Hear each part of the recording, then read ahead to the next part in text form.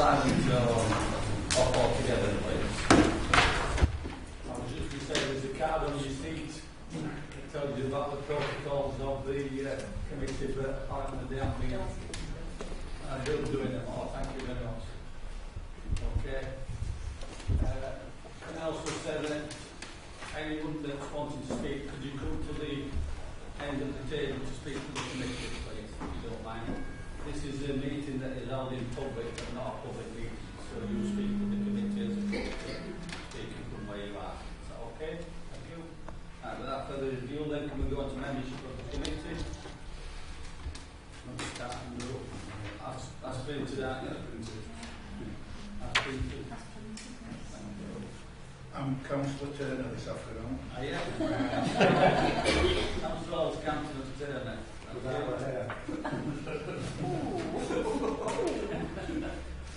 Minutes of previous meetings, can we agree them as a true record?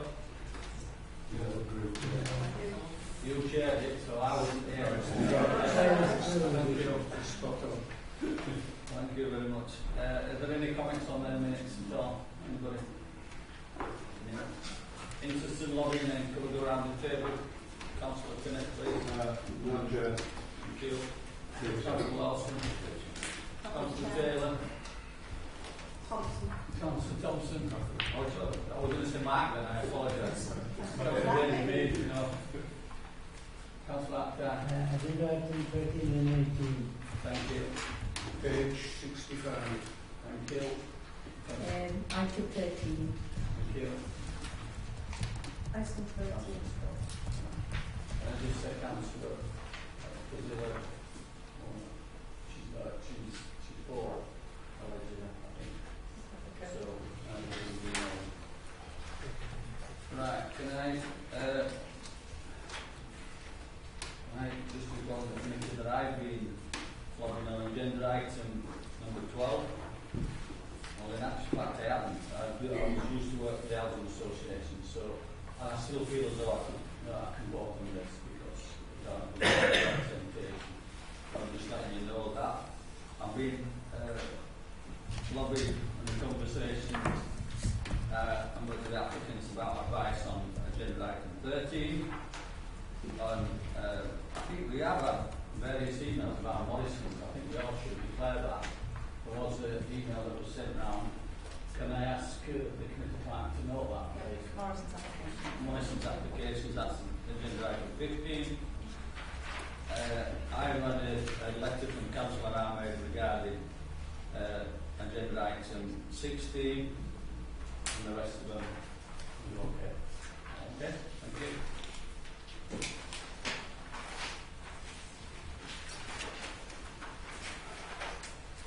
Deputation on petitions then. Tom Chair. Sorry, admissions of public. Yeah, admissions of private report in relation to agenda item 18. Thank you. We will see whether we need to take that in private, if that's okay. Public question time. No questions. Anybody? No. Can we move on to, can I just say that we did the site visits this morning, visited all the properties, all the sites that was on the site visit agenda. Local planning appeals then. Agenda item 11. Thank you, Chair. I'm Julia Stedman, Team Leader in Development Management. As set out, starting on page 11 of your agenda, there are 4 appeals which have been reported. 3 of them are officer decisions, and 1 was a subcommittee decision contrary to the officer recommendation, but all have been dismissed. Thank you, Chair. Any comments, anybody? Anybody? Very good. Yes. Councillor Green, do you want to formally say that? I will keep saying this. We have a very good record on planning appeals, which must show that we are doing quite a lot right. Making good decisions. Yes. Thank you. Is that it? Right, there is to be noted. Can I note then? Yes. Thank you. Can I just say on agenda item 18 before we go to planning applications, this is the application for Warwick Road. There's been a request for this to be deferred. The reasons was set out in the update. Can I ask if you're all in favour of that item to be deferred? Everybody? Yes. That's unanimous then. Thank you. The item is deferred, so we will not take item 18 today. Thank you. Then we move on to item 12. And that's the planning application, it's discharge conditions. This is an old one, this one that keeps coming along. Hopefully we can sort it out today. This is the cycling mills, Ossett Lane, Audrey Street, LD. Thank you. Thank you, Chair. Members, you'll recall this from previous committees.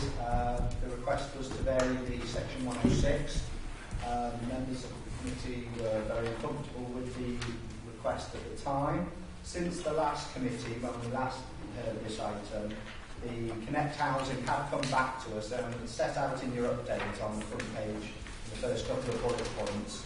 Effectively, they are now saying that they will honour the wording of the section 106, subject to some clarifications, and they will effectively provide for the rent to be held as a bond or a deposit in terms of what the section 106 requires, and they will match from that as well. So that's actually an enhancement. They just want 2 points of clarification. Our interpretation, as they say it, is that the section 106 is worded that it doesn't bind any mortgagee in possession or subsequent purchaser. So effectively what they're saying is if you own the house, you aren't obligated under the terms. It applies to the first owners effectively. And then secondly, that it is time limited, as members made reference to 24 months to the first letting effectively, which is what the 106 spirit was intended. So subject to those two clarifications, they are happy to go ahead and enact the obligation in the section 106 as set out. Members, any comments? Councillor Kearn? Thanks, Chair. Yeah, I'd just like to look at that last bullet point. It actually says it applies only to the first letting or alternatively in time limited to 24 months. Shouldn't it say whichever is the later? What does it actually? Is it whichever is the later? Yes, that gives you then the opportunity, doesn't it? The property to not necessarily be occupied straight away and still have 24 months of gaining. I don't think there'll be any. No, I think that's a fairly. With that addition, I think Just help clarify where people stand on it. You can't have one or the other. No. I prefer it to be a bit longer. To be quite well, I think like that. It's true of the community, but then what happens? No. Any other comments, anybody? No, I just say I welcome the news that, we've been consistent through all this, consistent as well, that, we've worked towards our goal. I'm happy to move the officer's recommendations. Anybody else? Any other comments, anybody? Can I just add that it does stick in the car a little bit? We have got more than what was actually requested at the beginning, but in a different way. One thing that does sort of makes me angry, I'm sure it makes everybody else angry on this committee, is that the developers seem to have got away with it, and the Housing Association has to pay for it. But such is the way of the world. We've got more than a second to accept that recommendation. All those in favour? Anybody against? That's approved. Thank you. We move on to agenda item 13. That's the demolition of existing building, erection of a place of worship at Alec 28 Sacro Battle.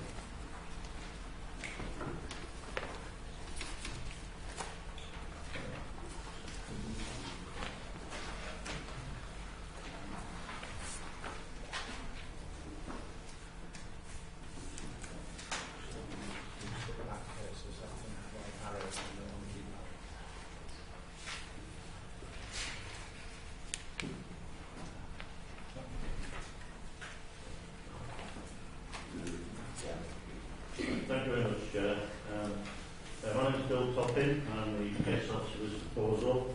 We visited this site this morning, and we went to look around the site. Parked on the car park here. Went to have a look this area here. This is the listed building, and obviously looked at it from the main road as well. The application site is 0.2 of a hectare. It's located within the Al-Hikmah Centre, which covers a much larger area of land there. The existing site is on the corner of the access, and it includes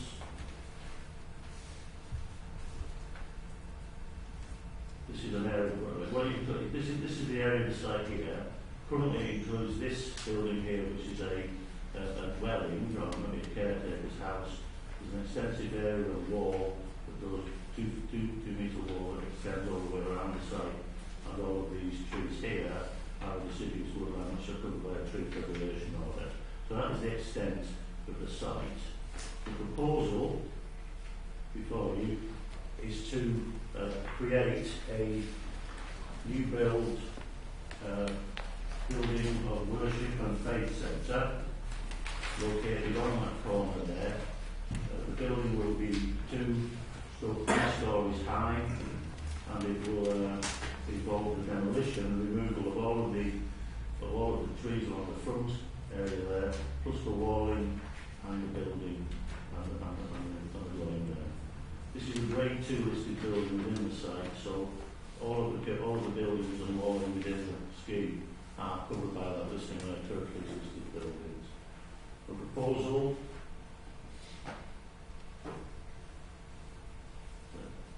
will provide a range of facilities: a multi-purpose hall, prayer hall, library, meeting rooms, training rooms, and so on.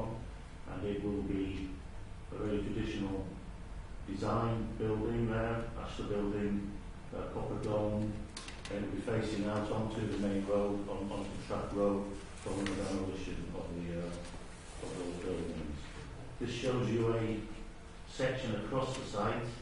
This is the listed building. This is the proposal, and these are the dwellings on the opposite side of the road. Issues before you.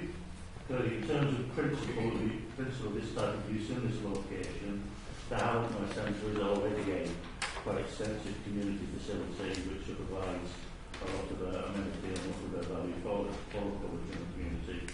There's no objection in principle to this type of use in it which has been located in this location. The issues before you are the impact that this development would have upon the listed building, setting, and whether or not any public benefit derived from the new use outweighs that harm. In terms of the setting of a listed building, proposal does involve the demolition of a Kirklees listed building, an extensive amount of walling. It impacts quite severely on the setting of the existing listed buildings. It's quite close proximity to it. And the officers feel that the harm caused by the loss of the Kirklees building and the walling and the proximity and scale of the building to the host listed building amount to substantial harm to the setting of that listed building, contrary to our advice in the regarding heritage issues. Other disadvantages with the scheme relate to the loss of the TPO trees and the habitat involved with that.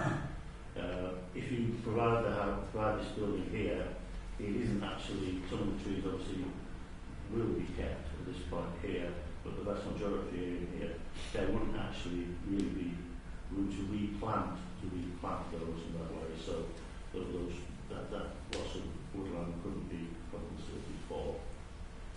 In terms of the streetscape, I mean, we saw this morning, notwithstanding the listed building,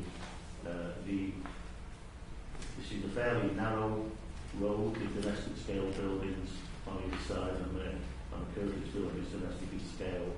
I think we feel that because of the very close proximity to the back edge of the pavement and the size of it, it's a building which is out of scale, disproportionate character of building as well.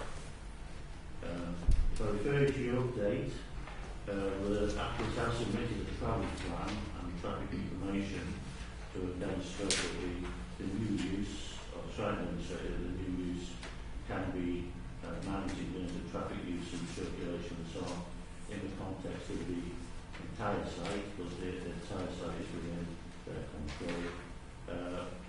Some additional information was provided. Unfortunately, that still is short, but the shortfall of information we need to justify this level of use because no additional parking is proposed at the scheme.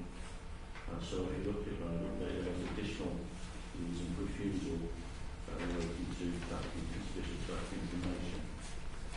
I'll say clearly the decision balance the test is whether or not the public benefits that go through. So clearly there would be community benefit from this outweighs the harm to the listed buildings and so on.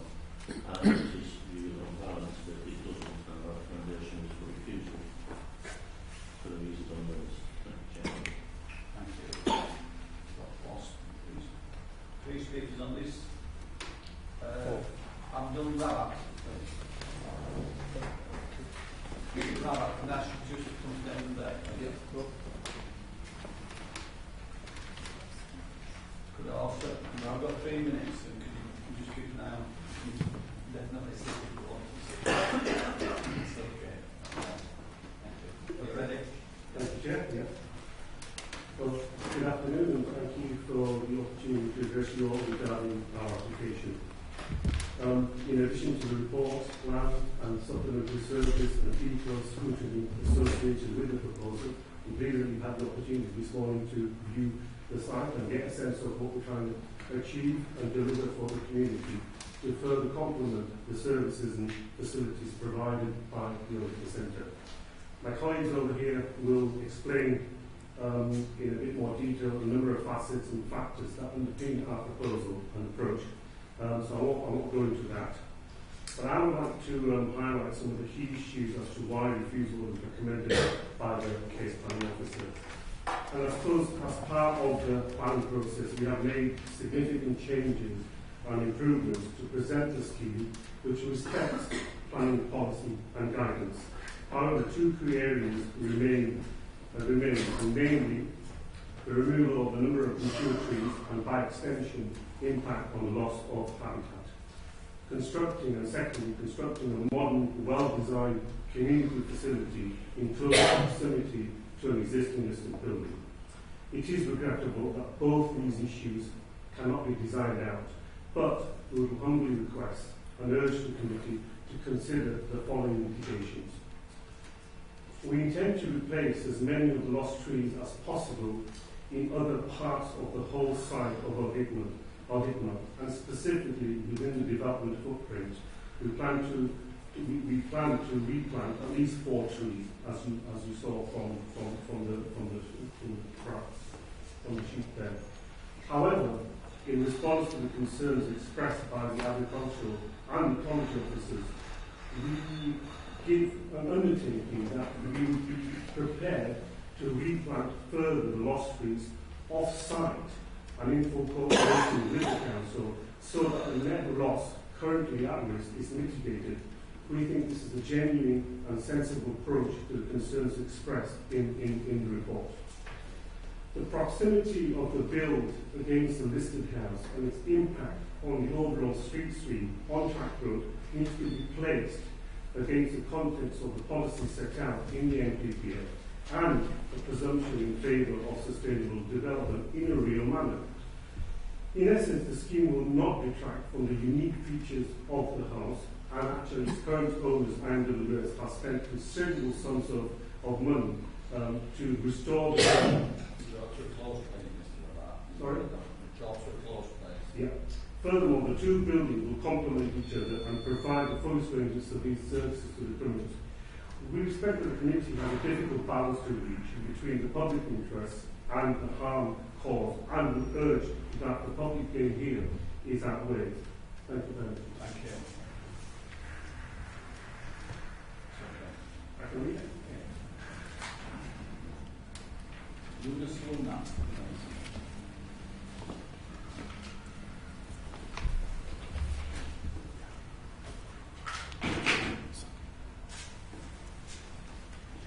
Thank you, Mr. Chair. chance to speak on behalf of the organisation to give you some background about the organisation, what it does, and what it stands for. The Indian Muslim Welfare Society was established in 1957, primarily to serve and attend to welfare issues for the people that were coming here from the subcontinent. It's grown and it serves the wider public as well. It was and still is an umbrella organisation for all the mosques in the area. Ironically, what it doesn't have is its own purpose-built prayer facility. Whilst there is a facility within the building itself, but it's a tiny room, probably a quarter of the size of this room, and not fit for purpose. And what it does mean is that people that attend the centre have to visit the mosque locally, adding to the congestion, people coming in and out, whereas this would then ease that traffic problem. It caters for its membership, which is some 20,000 plus members, and also the wider community, including non-members. Deals with all aspects of life, particularly weddings, burial, and community events. Deals with all interfaith events as well. You probably recall when my MP Joe Cox was murdered, the very next day there was a celebration of her life held in the centre. Now, lots of people attended that. When it came to prayer times, it caused a lot of additional unnecessary congestion, people having to leave for prayers. It also hosts what is the Mirandez Centre, when that was closed down for the elder members of the community to have somewhere to attend and to have some social interaction. It also deals with learning needs of the community, training centre, employability, and training provides accessibility for local colleges and universities as well to attend. It moved to the Trackle Centre in 1999. It was opened by Prince Charles attended. The centre has also received a number of honours. Twice it's been awarded the Duke of York Award for Community Initiatives. It's also received the Queen's Award for Community Work. Members have also been invited to the Palace to receive these awards, and also St James's Palace. The centre itself was the Kirklees Council's flagship event under the City Challenge scheme, and as I say, the only thing that's lacking is the faith centre. In terms of the wider interfaith, I've mentioned the Joe Cox event that was held. It's also hosted prominent members of other faiths, such as the Archbishop of Canterbury, who was attending the centre, ironically, on 7/7 when the incident occurred. I hear what you said about the concerns. What I would say is that as councillors, we're here to serve the members of the public, the community itself, and it's a difficult balancing exercise, yes, but primarily look at the needs of the community, and significantly, there hasn't been any widespread, if any, objections from the community itself. Thank you very much. Thank you, Chair.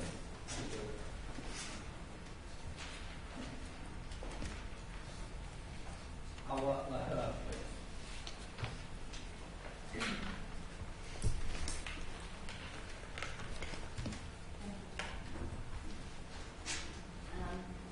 I hope I'm speaking loud enough. Okay, I'm here to give the viewpoint from the women.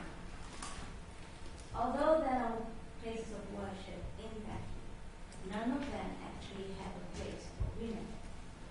So when this faith centre was first proposed, it was really exciting.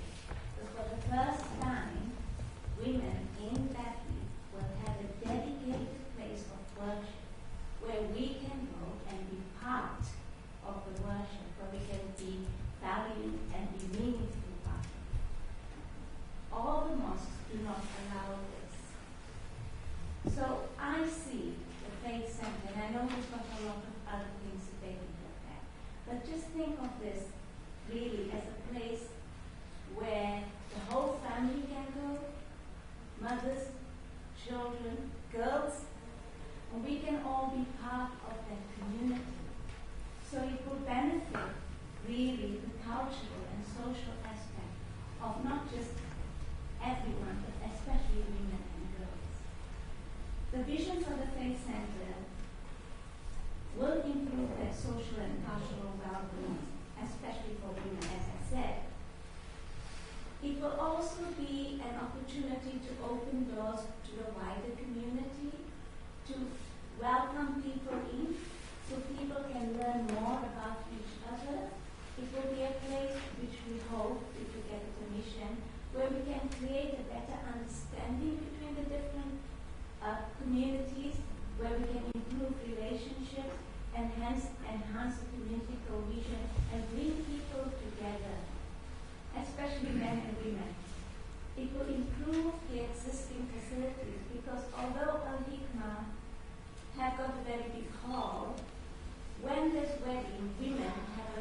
portion at the back where we go and play.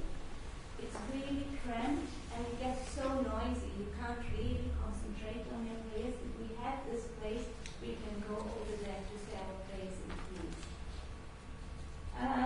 Also, there are mosques which allow women, but usually it's somewhere back in the back room or curtained off. And when you go in, you feel like an interloper. You don't feel part of that congregation. And I think this faith center will give us that opportunity. So I hope the committee will approve this application, because here you have an opportunity to create something that is unique, it's different, it's inclusive. It will be, I'm hoping it will be a catalyst to bring about a change in the mindset of people in Batley and for Please close down. so that everyone, especially women, can be part of it. Thank you. Thank you. Members?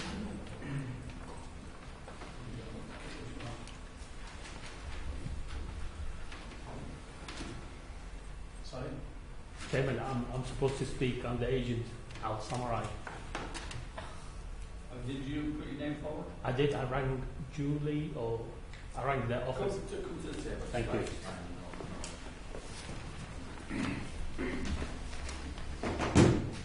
Good afternoon, ladies and gentlemen. My name is Al Samurai, and I'm the agent for the development. I'll try and be very short. My colleague. I'm only going to deal with the reasons for refusal as noted in Mr. Topham's report. If you cast it back, some of you may remember the Hekma Centre from the 2000-2001. The local planning department gave permission to the Ridleyton building at the back, which is the sports centre. Surely this is an improvement. If the other building, as you can see there, did not detract from the setting of the listed building, then this must be 110% improvement. We are trying to create a building that's unique, that enhances the setting of the listed building. Of a modest scale, the original scale was much bigger, which we reduced. The height of the building actually is lower than the house that this is going to replace. The only area where it actually peaks above it is the domed roof. It's not actually a dome, it's a domed roof, because that occupies all the wall of the centre. So in terms of massing of scale, it's quite actually moderate. From outside we look through story, and as I said, the parapet is well below, in fact it's 1.5 meters below the ridge of the roof of the building going to replace. So that in terms of the setting, massing and scale. And as I said, please bear in mind that the sports centre at the back, which is not an exciting, in fact is a terrible building compared to what we're trying to do. The other issue I'd like to talk about is the woodlands, or the loss of trees. This is an opportunity for both the local planning authority and the applicant to actually enhance that area. At the moment it's not managed. It could be left alone. Some of the trees will overgrow and may well interfere with others. Some of them may well die. It's an opportunity for local authorities to impose a plan where we can actually put forward to manage that trees in that area. The majority of the bill, ironically, is actually in the 75% area that's not affected by the trees. I accept the front trees will go on the corner, but actually not all of them. And the final issue really is traffic. A request for information came last Wednesday for further information, and we did that by Friday. The original calculation was 1 car parking space per 25 square metres, which resulted in nominal parking. The request came, we need 1 parking per 5 attendees, and we worked that out to be 34 parking spaces. That's according to Mr. Topping's colleague. There are over 90 parking spaces on site, so please bear this in mind. Thank you. Thank you. And this?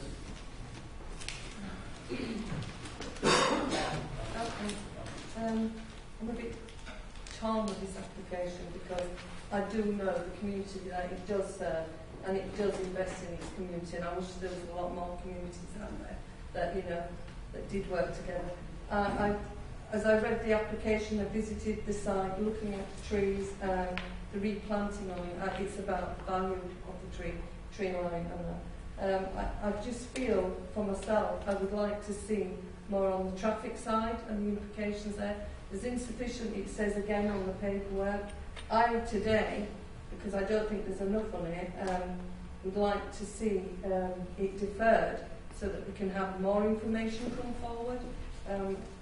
I do think that communities have changed. When I talk about the buildings and communities have changed, a lot of the trees that we did see today were all gnarled, so it seemed like old rotten roots that were there you could see as well. So we've got to see that it's overgrown, and it's like that. A lot of it is dead there, but whilst there is trees living there. But so I'm worried about the traffic, and I'd like to see a full traffic plan and more gone into that, because I've seen some conflicts in that area. So I would like, I know I've just started and others will come in, to see a deferral on this to get more information regarding traffic. Yes. It's been mentioned about the other buildings, but I find the other buildings are non-intrusive. They're out of the way, they're at the side of the car park.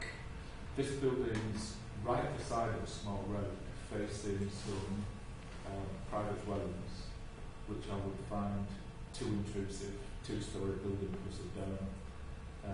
As far as the listed wall and the existing building and the TPOs, I just everything. If you try and look at it as a building rather than what the building's going to be, I don't think it would even get any, because I think we would have refused it anyway because of how intrusive it is, the additional traffic, the two-storey plus the dome over private dwellings over the road. So I definitely would refuse planning. Councillor Hall.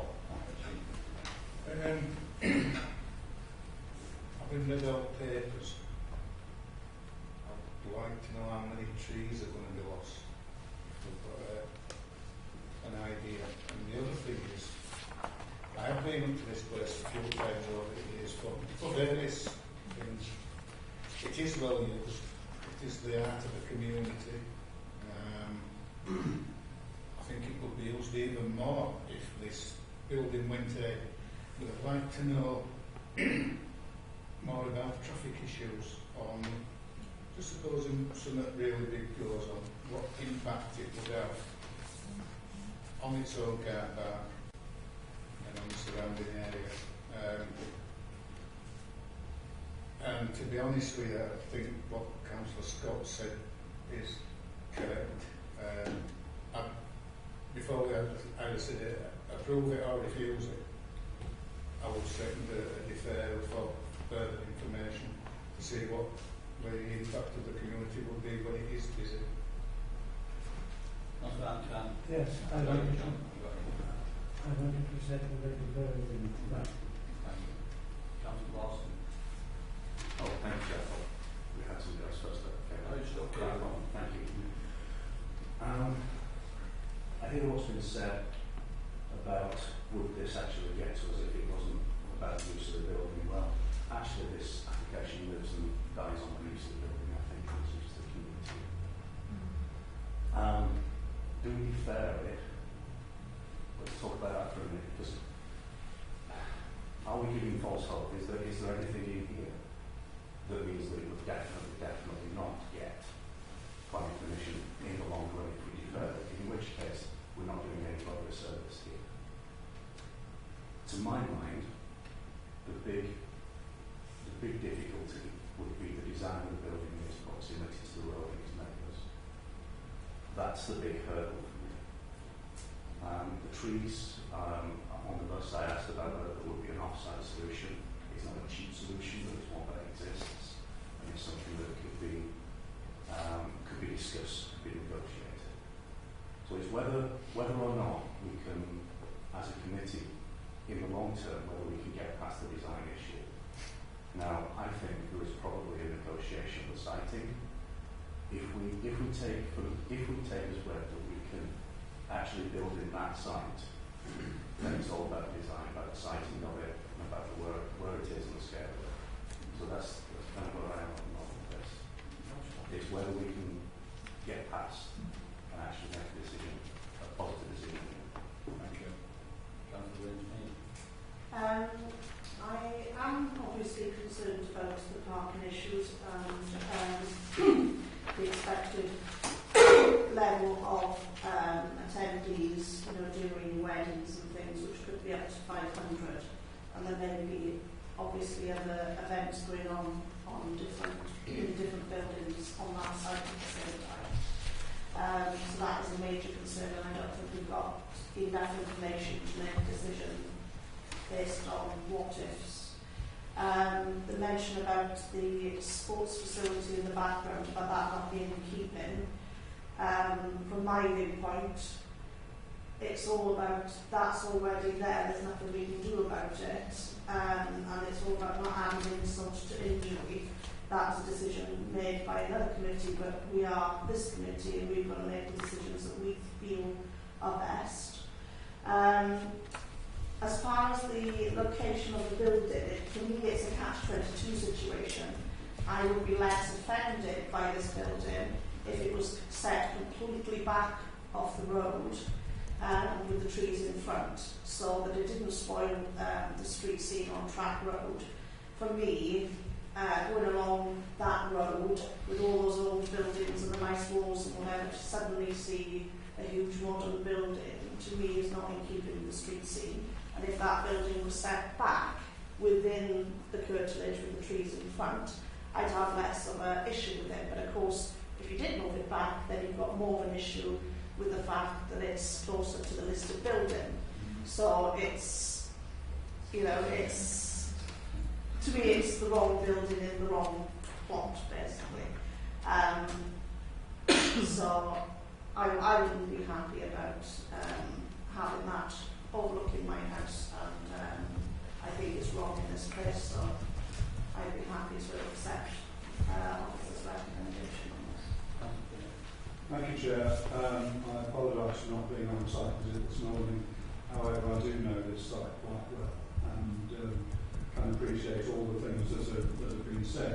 I mean, all the arguments in favour of what they want to do are noted and actually understood. I hear what they're saying, and they are all very good arguments.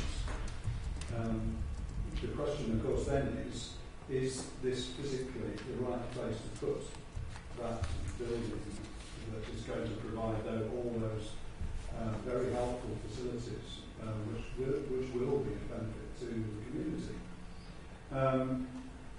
We've got an application here which puts this building right in the middle of a plot of protected trees. And I suppose my first question is, are all of the protected trees of value and all need to be kept? Because one of the first things that occurred to me when looking at this application was, is there any scope of putting the mosque on the car park and moving the car park to where the trees are, but suitably landscaped, so that you have in effect from the outside something which looks not exactly like what's there at the moment, but could be a closer approximation. Of course, that puts the building in a completely different location and therefore means refuse this one. But those are the thoughts that I've had, and I think, in view of what's been said, we do need to defer this, but so that all the issues relating to this development are left on the table, not just travel, because they're all connected in some way or another, and I do think that to some extent this building is in the wrong place, but it's a question of how you solve that issue in order to provide the same level of facilities on the site. Can I come in before, because I didn't mention it to the committee that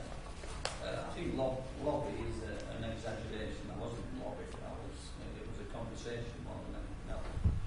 And I have to say that through various conversations that I have had, there have been a lot of changes on this application. And the entrance to the building was going to be from the old building side, and it was requested that it was turned around. So they have tried their damnedest to be sort of receptive to a lot of what the planning officer has asked them to do.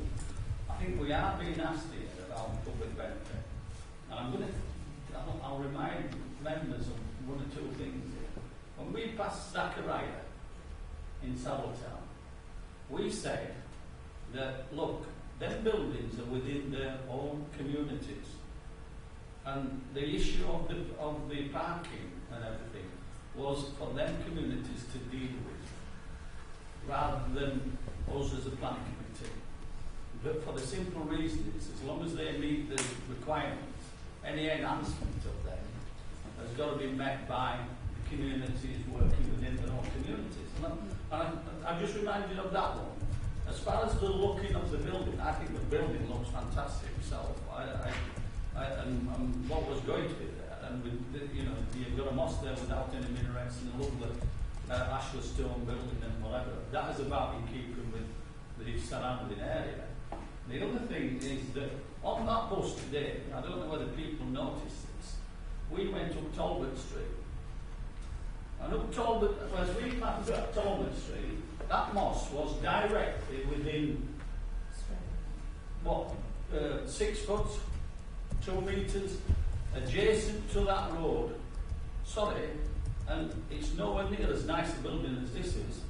Nowhere near. And I'm sorry for anybody that comes from the Talbot Street Mosque, but it's nowhere near as nice as this. But you've got to give the opportunity for people that's living in that area. I don't think there's only been 2 or 3 objections on this, and it's mostly about the traffic, and I've got to give way to Councillor Scott here, is that yes, we do need further information, and I think it should be further. But at the end of the day, these mosques, it's not like the one at West Park Street, where there was absolutely mayhem, and there's going to be created in what is a multiracial sort of area. This isn't. This is particularly within the Asian community. And I think we have, with some of the questions that was raised, is it public benefit? We've had a nice lady here, Mrs. Lair, that's saying, look, this is what this community wants. And, I just find it, I always find it strange within this committee that we've got to be adaptable to allowing people to make some of these decisions themselves as opposed to us. We are their representatives, but they've got to be able to put their points across. So I'm quite happy for this to be deferred, but I think we really need all the information. And something that you raised, Councillor Lawson, this morning was about the possible calculation of the tree issue. And I think that is a fair comment. Because the losses of them trees has got to be sort of recompensed, if you like. And they've got to be, if they can't be put on this side, they've got to be put back into the community. And I will say that to the applicants that you would be looking to have to, if we was going to support you, you would have to be looking to put some money back into putting this horticulture back into the community. So that's something that you need to take on board. But we could have deferred this earlier, but I wanted people to put their ideas forward as to what's going to be acceptable and what's not going to be acceptable. So I think I'd like you to come in, Steve, because the request was made of Sanderson's, the agent, and that information, I believe, was not forthcoming. Is that correct? Through Chair, Steve Sanderson, Highway Development Management. At no point in terms of the principle of development, in terms of the traffic, we great concerns. It's just having the information about the relationship and the uses and the interaction of both sides to enable us to give an informed assessment. So it's pretty straightforward stuff really what we're asking. And we're quite happy to meet Sandersons and go through that, and it should be quite a quick exercise to understand how the floor areas are being used. The information we have received is really mainly about the place of worship, the actual floor area itself. But actually there's another 2 floors, the multi-use floors, and you've got the gymnasium, the sports centre, the businesses. And it's about how the applicant will manage that situation if a situation arises. Every now and again it might be choppy, but that's like any uses. Sometimes it is. But if it's a regular occurrence, we need to know how we can manage it. Thank you.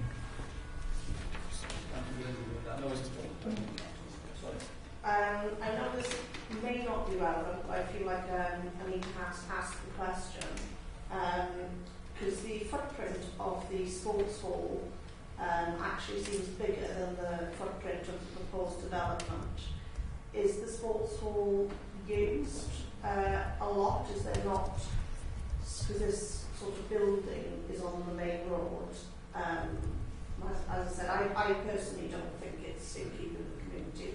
Is there not the possibility that the mosque could be moved to the sports area and that be redeveloped, and then a smaller sports hall on that lot? I don't know. So you're not having it may well be, but that's not in this Well, application. I just wanted to throw it out there in case somebody was listening.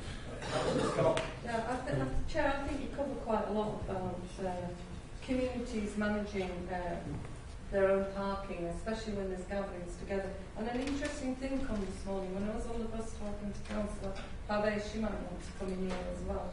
She actually said when they have big events going on, they actually do put it out on radio and tell people, please come on foot, don't all bring your cars. So it's actually, I know the centre well, I have been to it. They do manage quite a lot of the situation themselves, so that, you know, they always have people out managing the traffic.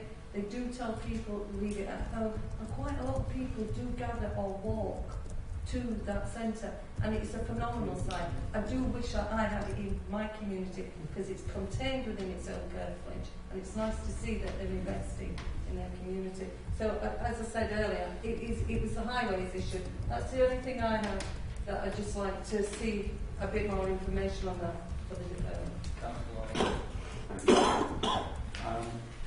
On any of the debate today, especially on the first points about the use of those buildings in the community and what those buildings mean, value of the Art Deco Centre and their vision that they have here is not in question. I think I'd be happy now to defer this, not to decide today. So I'll be supporting Any further comments? If you don't mind, can I just make one other comment? This application is very, very close to Batley Bulldogs. And Batley Bulldogs has a good game. That area is absolutely packed. I'm sorry, it is absolutely packed. So you've got to take them sort of things in consideration. What we have been told today is also that these are going to be unusual events where everything fits in. I think you just need to take that into consideration too. So anyway, I'll leave it at that. We'll take as a moment and a second to defer this application for the reasons that we've talked about, the calculation of the trees. Is that correct? Yeah. And the traffic and the feedback from the Alvington with Sandersons. Is that okay? And then we'll make a decision. Can I say that hopefully should be back for the next meeting? I think we could do that. Is that okay? Right, and mover and seconder for that. All those in favour? Anybody against? That's one against. Did you get that one? Thank you. And move on to agenda item 14. This is the outline application for demolition of existing building construction direction inside mill. have a vote. Gentlemen,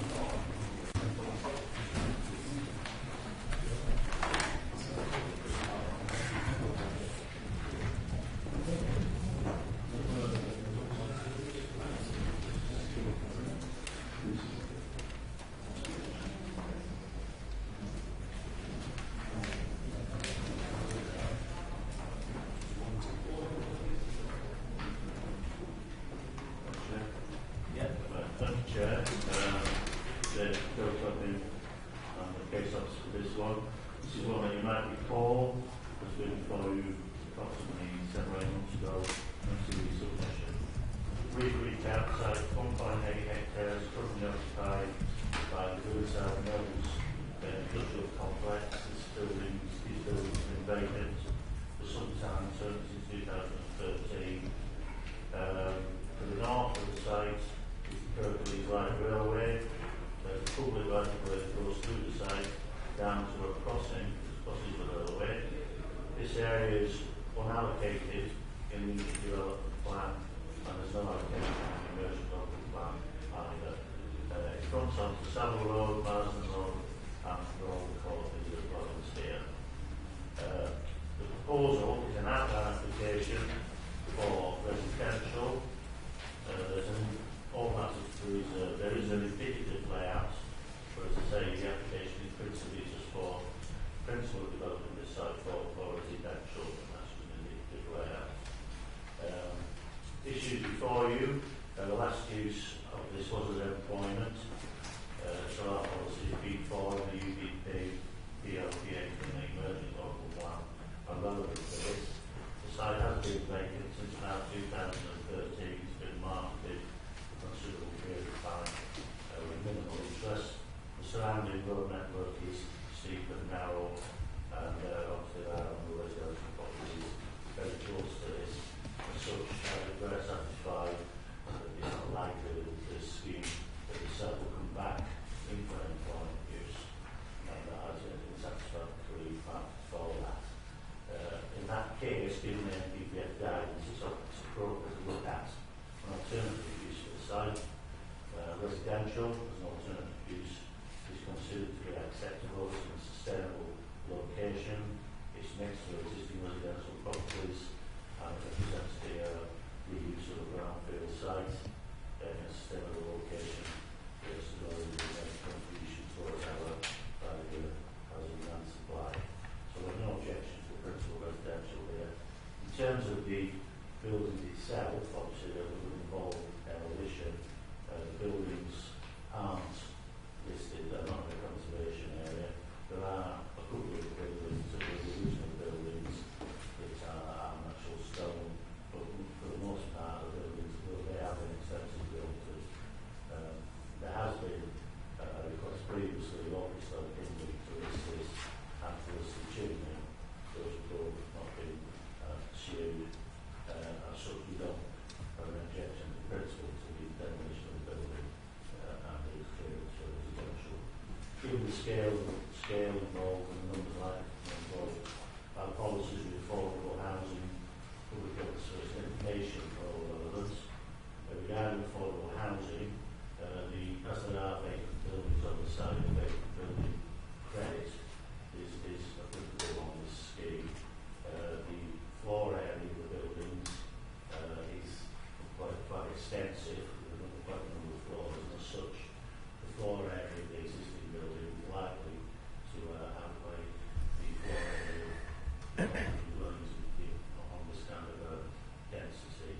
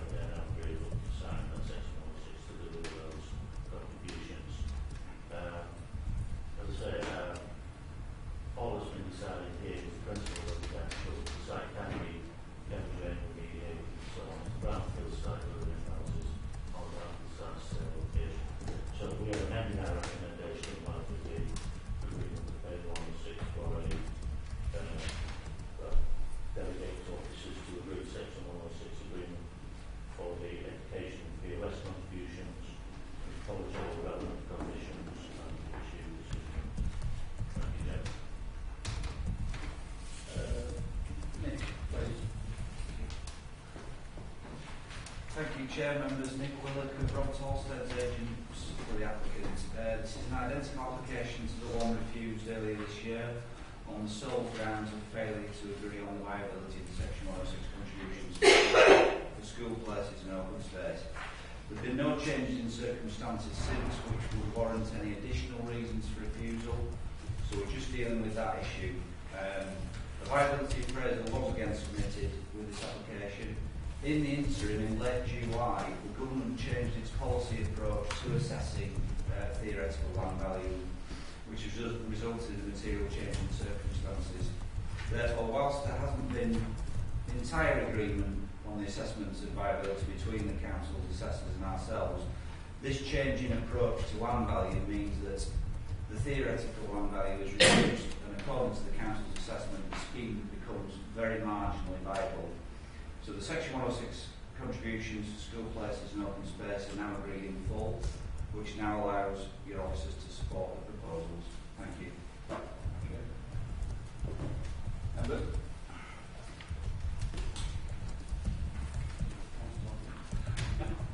Just clarity, that's all, because I think I missed some of it. So the total number of dwellings that have been built on the site are this is an outline application. There's an indicative layout, and this shows the design. As an appropriate kind of guess, so this layout is not we will help with this. But the purpose of this is to indicate an appropriate estimate and work out some floor areas. And now the floor areas of this will not amount to anywhere near the current floor area. It will be the building. So this is the way the building code does apply. If they knock it down first, it doesn't apply then. And the affordable housing on there, the guesstimate was, did they say how many affordable or well, if they building credit, then we can't ask for any in this case. Right, so there's no No, we have to be 20%, not 2%. So in this case, we Okay.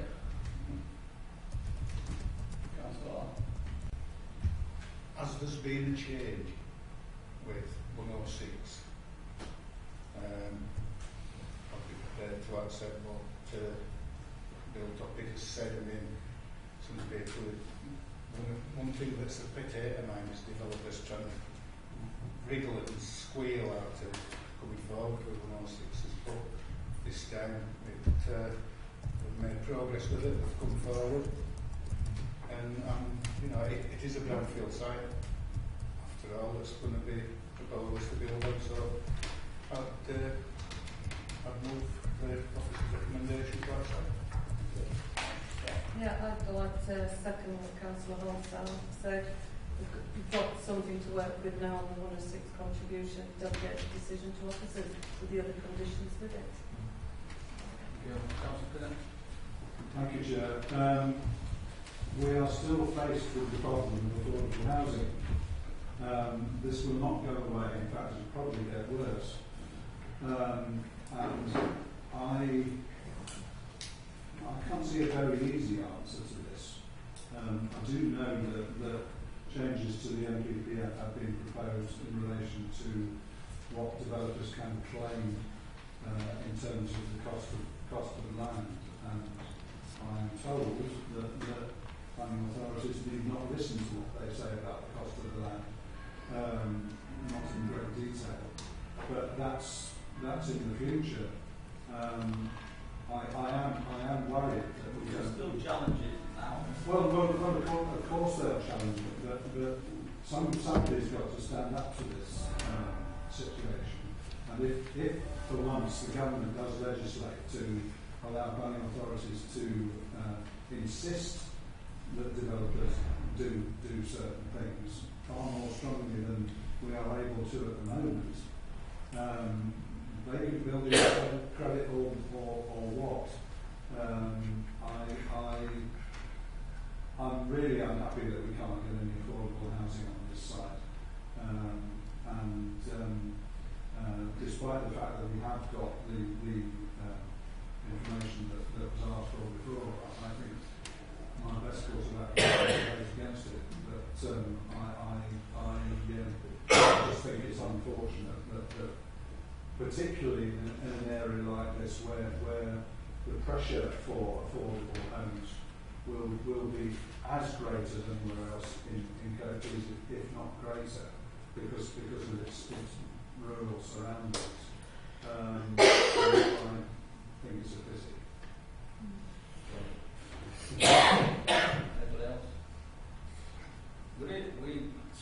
Sorry. Obviously, the viability is based on the 35 houses, but I've noticed that a lot of these houses have got quite large gardens. Would they come back and it's not 35 houses, it's 55 houses, and then is the agreement made based on the 35 houses? Or if they've got extra? Well, it's indicative at this moment in time. So the actual figure, that's fine. No real figure. What we can actually do is work out a average contribution per house. So if it's low, we can factor that in and likewise factor it down. So we can cover that. Yeah. Cool. If I don't want to be political, but if the odds are stacked against it, the way that these are calculated, then there's not a lot we can do at this moment in time. But I think for them members that are on, and there's three of us here, that's on strategic, we do attempt to challenge, and we are successful. And we're challenging these bigger developments to, pay what they should be actually paying. The other side of that particular coin is that we do get the council tax as well. The major problem that I would suggest that we should all offer on is to stop these developers land banking, but that's totally different. Something we shouldn't really talk about here. But there's a movement and a second to our accept officer's recommendation. I appreciate people want to vote against that, but all those in favour? Anybody against? That application is good then. Thank you. Number 15, this is the installation of new retail unit licensed supermarkets.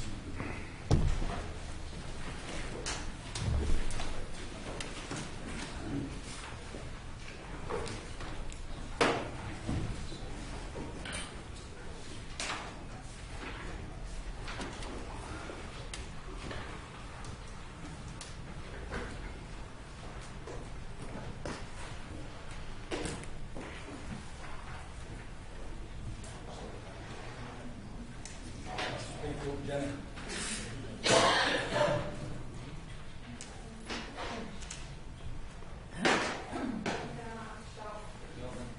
Good afternoon, members. Jenny Booth, Development Management. The application for the installation of a new retail unit in the car park at Morrison's at Hexham Bike has been brought to Council at the request of Council Hall for the reasons outlined in the officer report, and members visited the site this morning. Now, the site has been allocated to the unitary development plan, and whilst the car park and supermarket are within Hexham Bike Centre, they're not actually in the shopping area. The retail units provide dry cleaning services, keep cutting, shoe repairs, watch repairs and engraving, which would constitute town centre use. As such, the agent has been asked to provide a sequential test outlining why none of the existing units in the primary shopping area were suitable, and his conclusion or the conclusions of that report were that the retail unit they're proposing has a very small square meterage of around about 15 square metres, and the smallest available units are around about 23.4 square metres, so the units that are available are just too big. They've also said that they intend to operate it in an ancillary capacity to the supermarket, for the likes of dry cleaning, organising, picking up off, so it's not actually on site, it's sort of done off site. Now, it's appreciated that there would be some overlap with the existing services in Hexham Bike Centre, there's a jewellery shop there and shoe repairs and keep cutting, but given the very small scale and commodity nature of the actual unit, it's not considered introducing significant reduction in visitors to the existing town centre uses. In terms of the scale, it's relatively small. The design and the materials are not particularly in keeping with the supermarket itself, but they're similar to the existing car park and trolley parks and the petrol stations, so it would be able to keep in with the wider area. Proposal would result in loss of 3 parking spaces, but the car park actually has over 400 spaces, so a two-space reduction is not considered to be significant. There have been a number of objections and comments from Councillor Hall, which have been included in the officer's report along with the officer's responses, and the application is recommended for the reasons in the officer's report with suggested conditions. Thank you, Chair. Thank you. There's no speakers? Members? Councillor Thank you, Chair. I'm going to show solidarity with fellows from Valley members. Oh, are you? Yes. I'm thinking about Kirklees Town Centre, where, as far as I can remember, we have one dry cleaners, we have one shoe repairs, and who also does key cutting. And you know, these are viable businesses in the town centre and do a really good job. I don't suppose Heckenroyd is any different in that respect. The towns are similar-ish in size. I would like to move refusal on the grounds outlined in what Council Hall has put in, that it would have a detrimental effect on the town centre itself. Thank you. Councillor Yes. What I can't understand is that there's a small row of units at the side of Morrison's there, shop units, and one of them is a closed down dry cleaners. So it amazes me why we're even considering it really when there's a unit there that's empty that was part of what this is attempting to be. I understand it because it's footfall, it's outside Morrison's, and they've got the natural footfall of Morrison's, so I get it as far as a retail unit. Not happy that it would take more footfall away from the town centre with existing units that are in there, so I'd second the motion to refuse. This is one I find it very useful for councillors to be involved in decisions like this. So I just want to thank Councillor Hall for making us aware of what's in Heckenroyd Town Centre already. And certainly, you know, I run a small business myself. I would not be happy if a competitor set up a few hundred yards away. You mentioned some cobblers who's just got a new storefront. I mean, this business will adversely affect these people in the town centre. You know, Heckenroyd is struggling at the moment. You know, people are moving away from the town centre to these, you know, these shopping malls that they can easily park. I just think we should be doing everything we possibly can to encourage the businesses that are already there and support the businesses that are already there. So thank you, Councillor Hall, for that information, and it's made my decision very easy. I'm quite happy to second or triple third. Third. Thank you, Chair. If I may, I'll ask a question for you and I'll make a comment. The question I'd ask was, there is, as I understand, there's a calculation that goes with drawing business away from the town centre, and that hasn't been made here. Would that be normal to make that calculation in this kind of situations?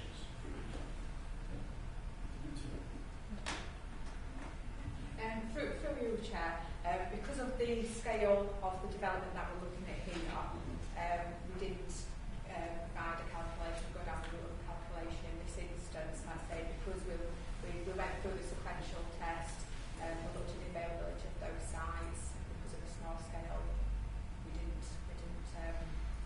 That's really good in other words.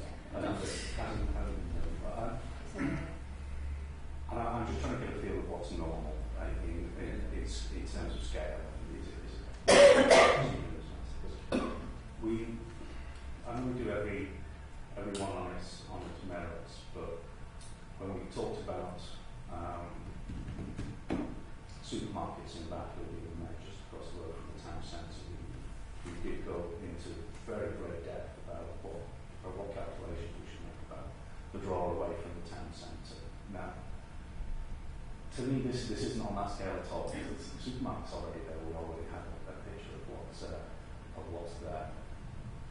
I do worry though that should this go ahead, it's a kind of a start of a pattern.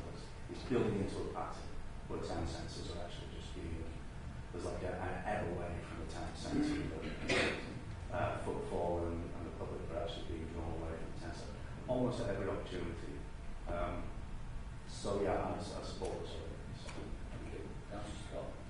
Yeah, I think part of our role here is to protect our town centres and also complement them. And I think part of what Councillor Austin has said, I've been sat here thinking that if we're not careful, we're sucking the life out of our town centres, and we should be making them thrive and complement each other. And things.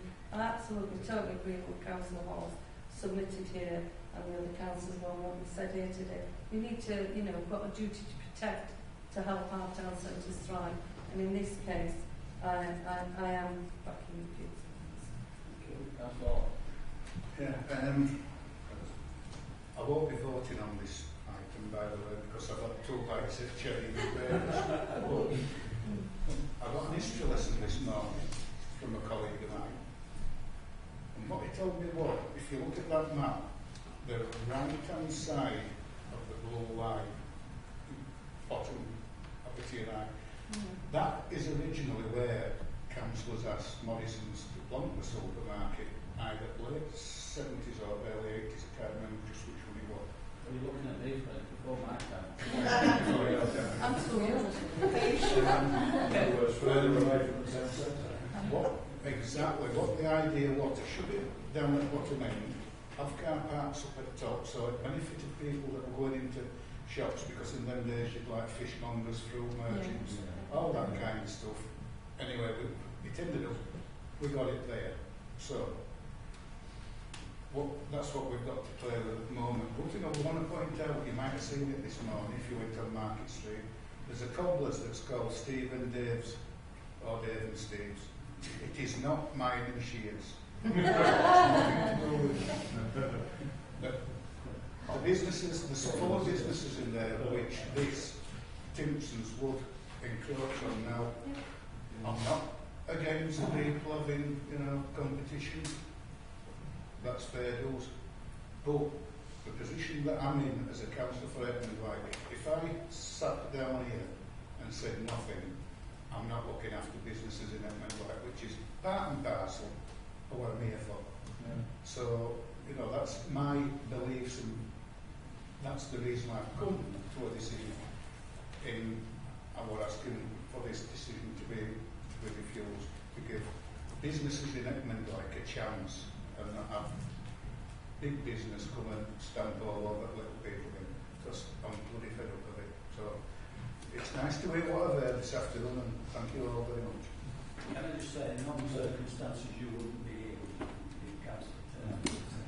So there's been allowed to actually say what that.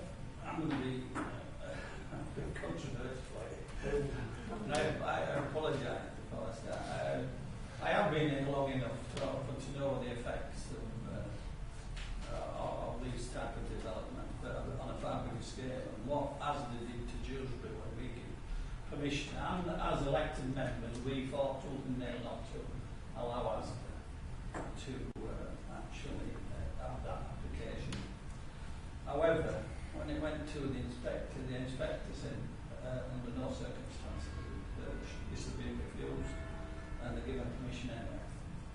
So my view on this would be, and I accept that we've got a movement in the second it is a new business, and it will, I doubt whether it will detract anything from any of the existing businesses that are there, because it's an in-out and type of service. And I accept everything that you're saying, and for every councillor that works within their own current communities, I think it's fantastic and they should be supporting that.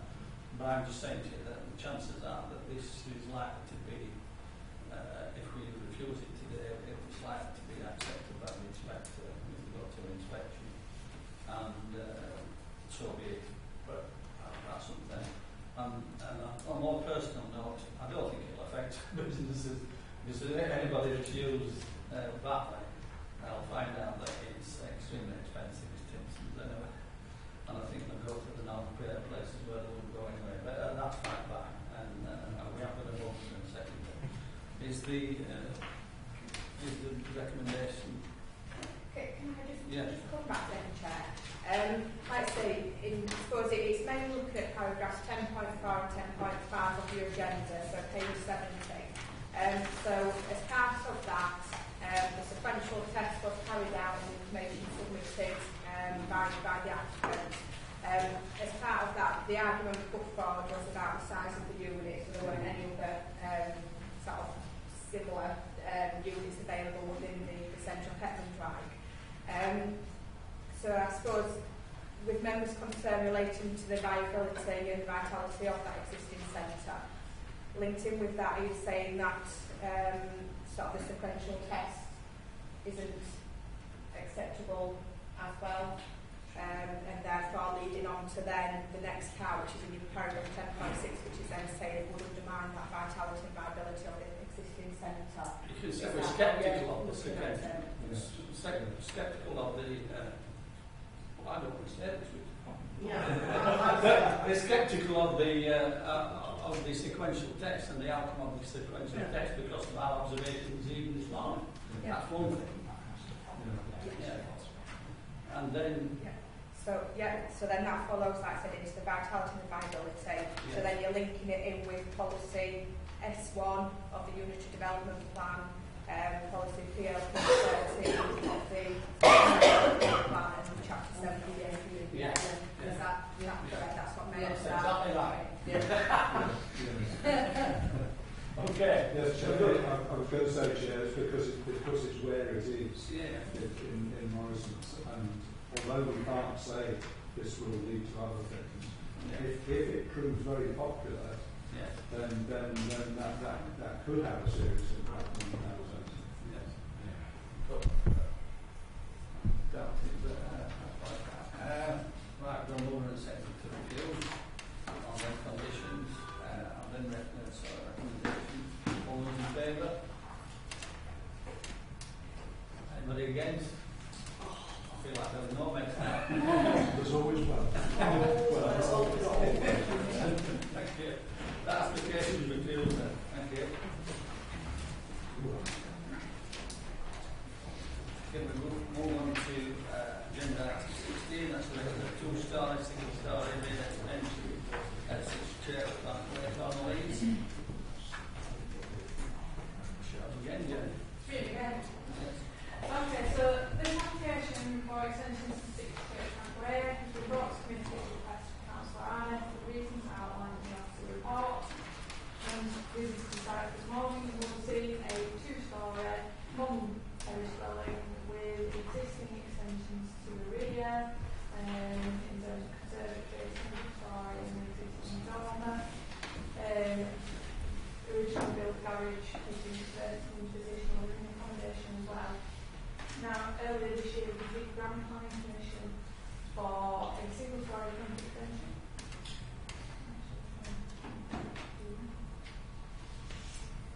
To go front where the garage was. Replace the existing single-story extension with a back with a more cohesive single design, so a couple of little different ones, and for accommodations. And during the course of the application, we did negotiate to reduce the bulk and massing to mitigate against the impact on neighbouring properties. The current application seeks to revert to the previously rejected plans. So it's appreciated that the property has been extended previously. The proposal in terms of visual density is acceptable, the materials to match the design is included in the wider area. There would still be a modest manifestation here. Concern relates to the impact on neighbouring properties, particularly number 4 Church Bank Way, which is the detached property, and the neighbour to the rear, 57 Ashfield. So in terms of 4 Church Bank,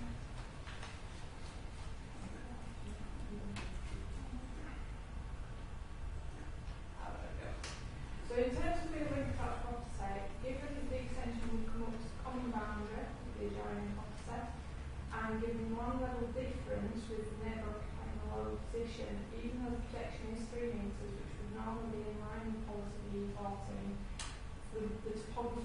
exaggerating the impact in terms of overlaying and oppressive impact on the occupiers for number 4. Here's the next one. As you can see, in this photo, the neighbour does occupy a significant level for such close extension. The rear, as originally built, there was 18 metres between 57 Ashfield and 46 Churchbank. Now it's appreciated the neighbour at the rear has built an extension and that's reduced the space between the dwellings. But they occupy a lower position than the host property, so once again the elevated position is exaggerating the impact. As you'll see in the update, there is some screening on that boundary, but it's in the way of a rather sporadic hedge and there is no way for officers to control the extension of the hedge. So the officer's recommendation on this is to approve based on the impact on the neighbouring properties. It's also noted that there are objections which have been registered in the officer report and the officer's response to the recommendation is to be used based on the neighbouring properties. Thank you. Mr. Necky. Good afternoon all, my name is Mr. Necky. I'm the agent who submitted the first and the second planning application. As part of our application, we had quite a lot of conversation with the neighbours at number 4 and number 6. And at the start of the application, they were both in favour of our proposal which has been put forward. Partway through the application, they subsequently changed their minds. With regards to where we are, what we feel that 3 metres on the rear first floor, we already have planning permission granted, which with our neighbour at number 8. The question is the infill on the side of the number 4, what we feel is approximately 3.5 metres before you're going to get to any habitable room windows at number 4. How much of an impact our infill towards number 4 will have with is a negligible impact. In terms of where we are, if you look at number 14 along the same road, they have also been granted and built a double-storey extension similar to ours, and again they've got a dormer on the back as well. The separating distances that Jenny has mentioned, again those have been acceptable at number 14. And where we are, what we feel is that if it's suitable at number 14, it should be similarly acceptable at number 6. We're building tight up on the boundary with number 6 on the left-hand side if you view the house from the front. Then if it's suitable to build on the boundary on the number 8 side, then it should be suitable again on the neighbour on number 4. So taking into considering what's happened along the street, what's already been approved with the neighbour at number 8 Churchbank, I think our 3-metre bill should have a negligible impact with the neighbour at number 4. I know there's been some issues, difference of opinion with regards to objections, but I think the nature of their objections are about the value of the house, smell of food. I think they're not planning related objections that they have actually put forward. So I think taking into consideration what we've already got planning consent for, I think our infill bit hopefully should be granted planning consent. Thank you very much. Thank you.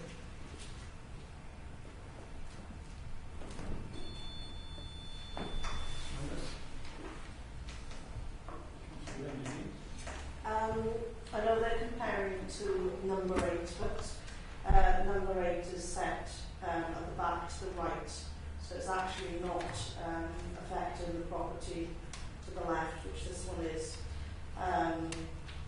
When it comes to situations like this, I always have to put myself into the neighbour's shoes and see how I feel about a development if I was living there, how I would feel about it. And quite frankly, if I was living in number 4, I think this would adversely affect my garden area and my amenities. So, quite frankly, I'm happy to accept the officer's recommendation to refuse.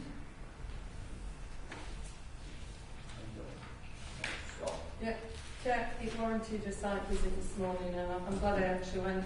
But I not only did we go to the property, myself and Councillor Perez walked up the street to the far end, and I think it's number 40, and had a look and what that this applicant is asking for is more or less the same that. The one that really concerned me was number 57, Ashfield, how overbearing that was on the other. So if you have a look, if you can zoom into it, can you see which was number 57? Number 57, that is being built on. So to me, I'm going the opposite way. I'm happy to move this application against officer's recommendation.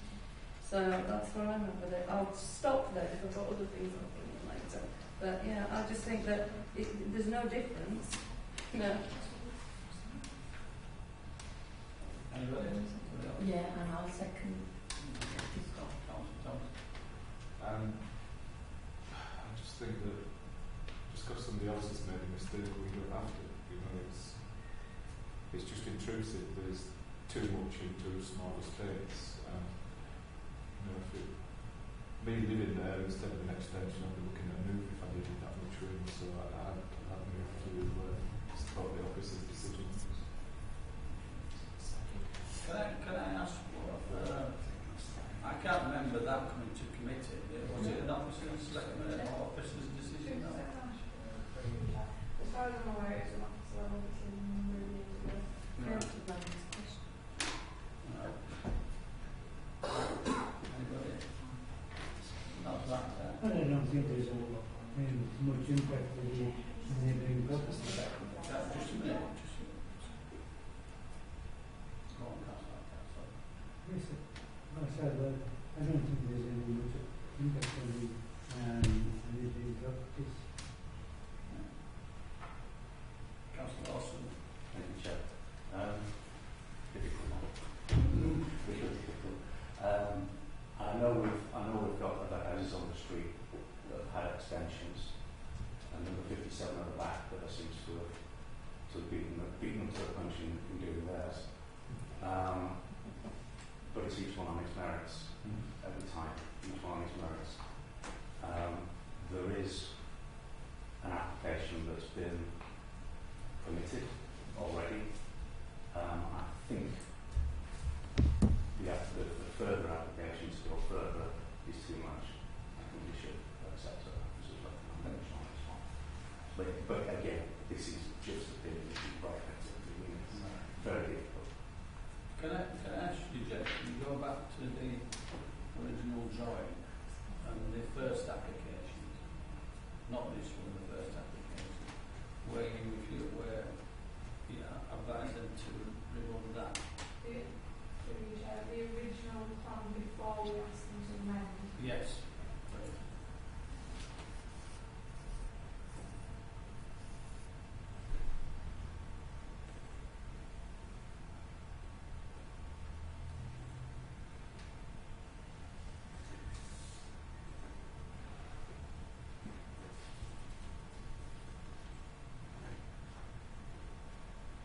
So that's how it was going to be.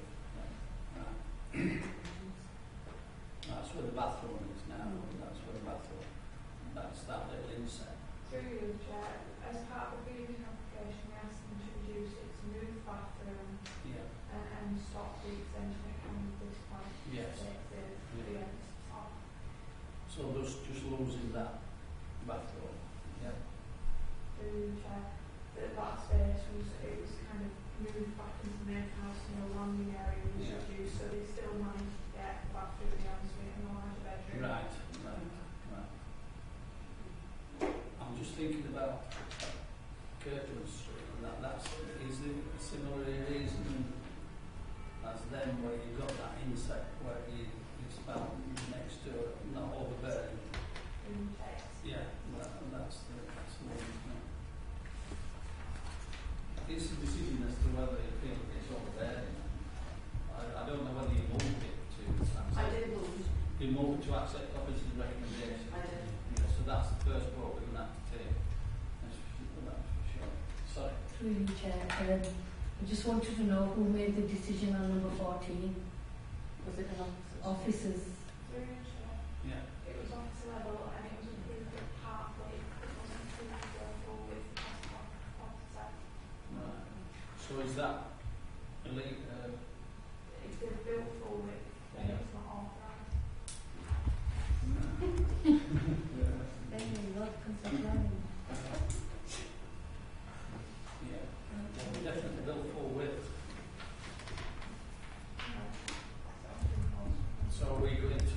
force that, because that will have a bearing on this.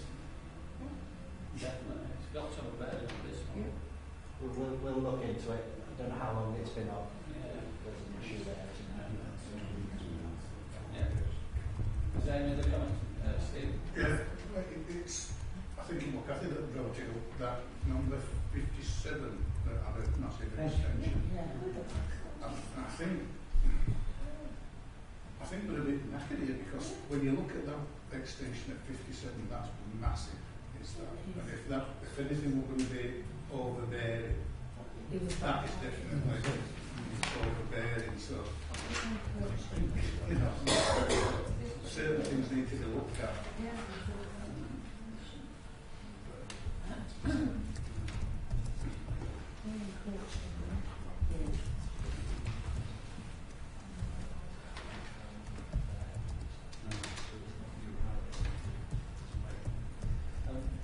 Just trying to draw out. Just go back to the location plan.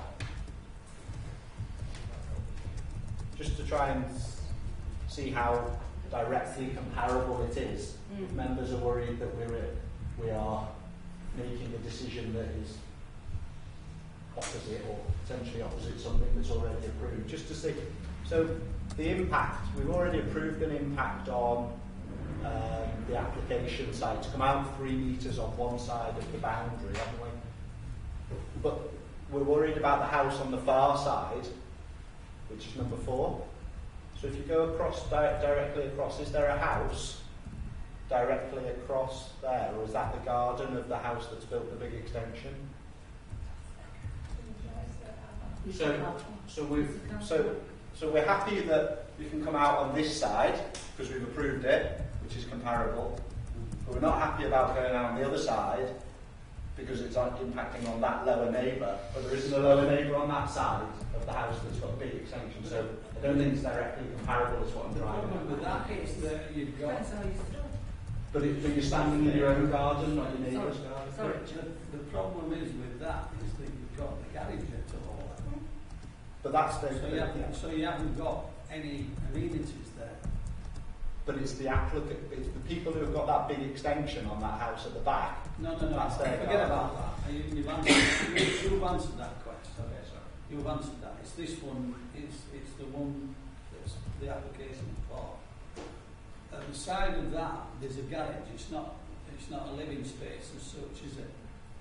Yes, so through you, Chair, there is the like the attached garages and trees, Yes. but the concern is in terms of the impact on the amenities to the garden area. Exactly. So I not necessarily understand with that. yeah. Can you put the drawings back up? And the plan.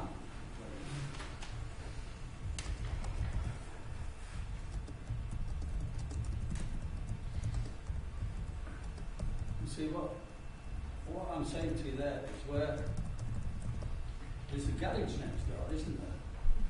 That short piece there is a garage. So there's no loss of amenity there. I understand what you're saying about the lights to the lights and everything to the old car. But at least there's that separation of the garage between there.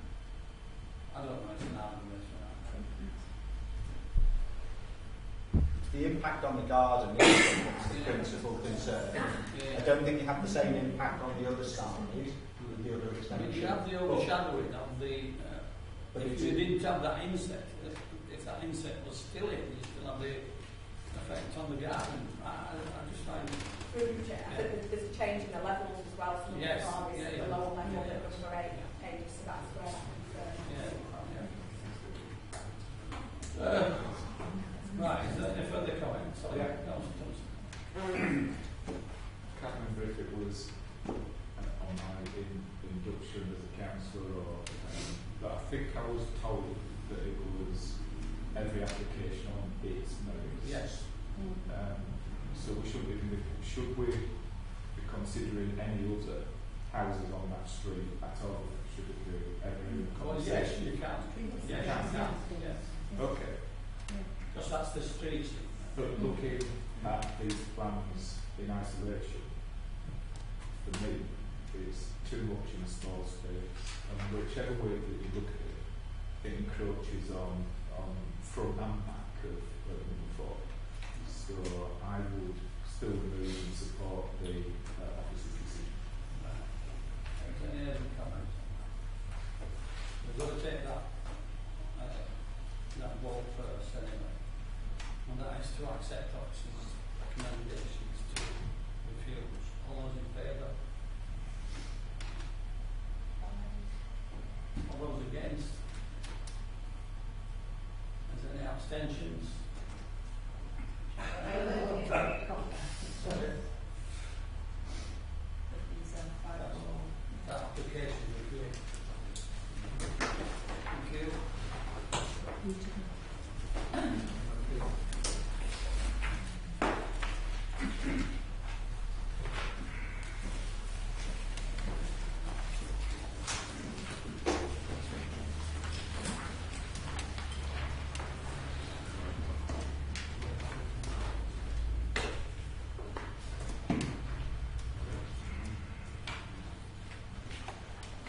Camera still on.